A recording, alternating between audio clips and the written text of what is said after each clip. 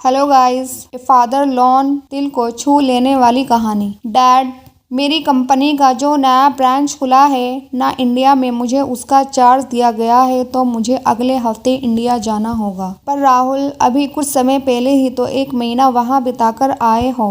तब मैं वहाँ कंपनी का नया ऑफिस स्थापित करने नया ऑफिस खुला है, उसे अब कुछ समय के लिए मुझे ही संभालना है। धक्का लगा उन्हें फिर से इंडिया। कितनी मुश्किल से पीछा छुड़ाया था उस देश से उन्होंने। अमित शर्मा ने लगा जैसे किस्मत फिर से उन्हें उसी ओर खींच रही है। डर भी लगा कहीं राहुल तूने मना क्यों नहीं किया। कहते मेरे पेरेंट्स सीनियर सिटीजन हैं, उनकी तबीयत भी सही नहीं रहती है, मैं नहीं जा सकता। ये सब बातें नहीं सुनी जाती है मल्टीनेशनल कंपनियों में डैड। उन्हें बस अपने काम से मतलब होता है। तो तुम कोई दूसरी नौकरी ढूंढ लो, तुम्हें तो कोई भी नौकरी मिल जाएगी, इतने हाईली क्वालिफाइड हो। ये एक चैलेंज है डैड। कंपनी को जब इंडिया वाले ब्रांड से प्रॉफिट मिलने लगेगा तो मेरा करियर ऊंचाइयों पर पहुंच जाएगा।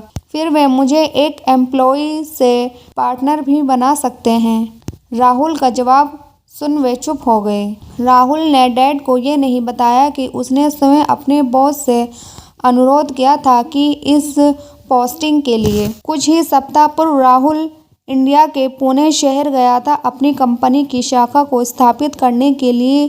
काम के बीच में पड़े एक वीकेंड में वे अपनी मौसी के यहाँ चला गया था जो मुंबई में रहती थी।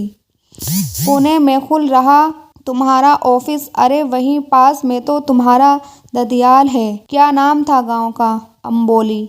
हाँ यही याद है मुझे अच्छी तरह से। दीदी विदा होकर वहीं गई थी। ये सब जानकारी राहुल के लिए नई थी।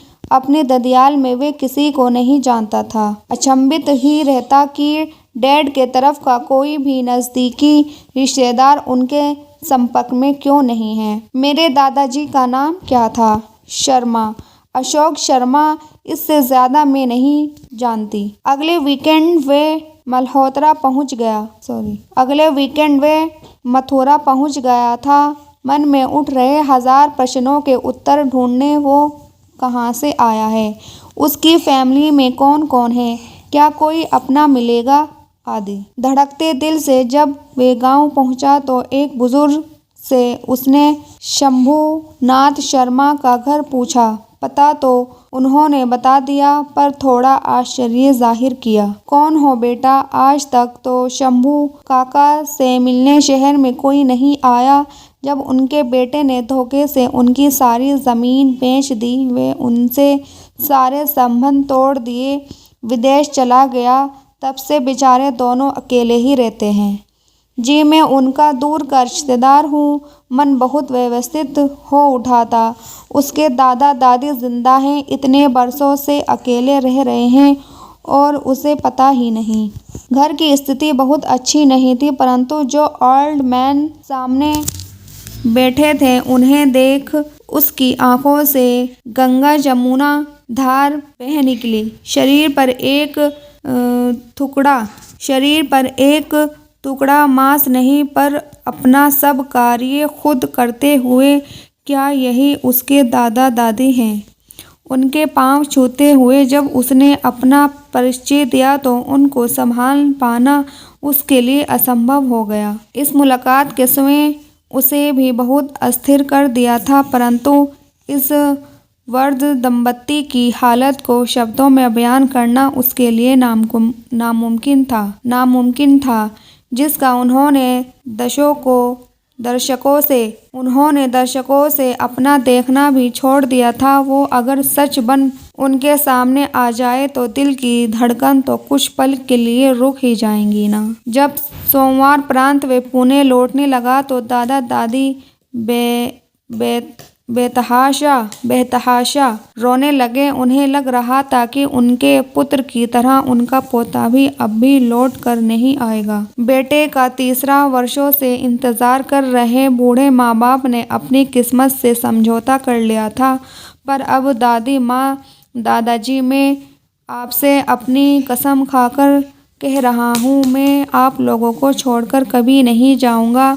फ्राइडे शाम को मैं वापस आ जाऊंगा, आप बिल्कुल निश्चित रहें, नौकरी तो करनी है ना। शायद ये सप्ताह उस दंपति के जीवन का सबसे लंबा इंतजार रहा होगा और जब शुक्रवार को राहुल वापस लौटा तो मानो उनके जान में जान आ गई। दादी का मुस्कुराता चेहरा तो सचमुच में सुंदर लग रहा था। खून के रिश्तों में कोई बात तो होती है, वे हमारे हृदय के तारों को हेलमेट से कभी नहीं छूती। वे हमारे हृदय के तारों को हीलैन से कभी नहीं चुकती। इस सप्ताह राहुल से जितना बन पड़ा उसने दादा दादी के रिहाइश को बेहतर करने की कोशिश की।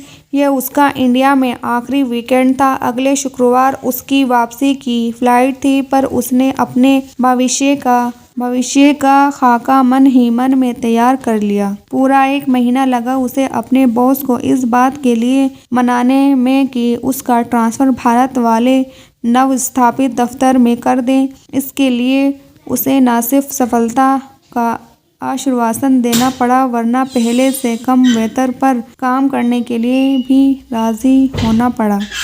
परंतु उसे इन बातों का कोई गम न था। उसने निश्चय कर लिया था कि अपने दादा दादी की बची हुई जिंदगी में खुशियां भरने के लिए वे कुछ भी करेगा। जिस प्रीत क्षण को अमेरिकी नागरिक बन चुके उसके माता पिता चुकाने से चूक गए थे, उससे उन्हें उत्सर्जन करने का कर्तव्य उनके बेटे का ही तो होगा ना। गाइस, आपको ये हमारी कहानी कैसी लगी? प्लीज़ सब्सक्राइब करें, लाइक करें। Thank you.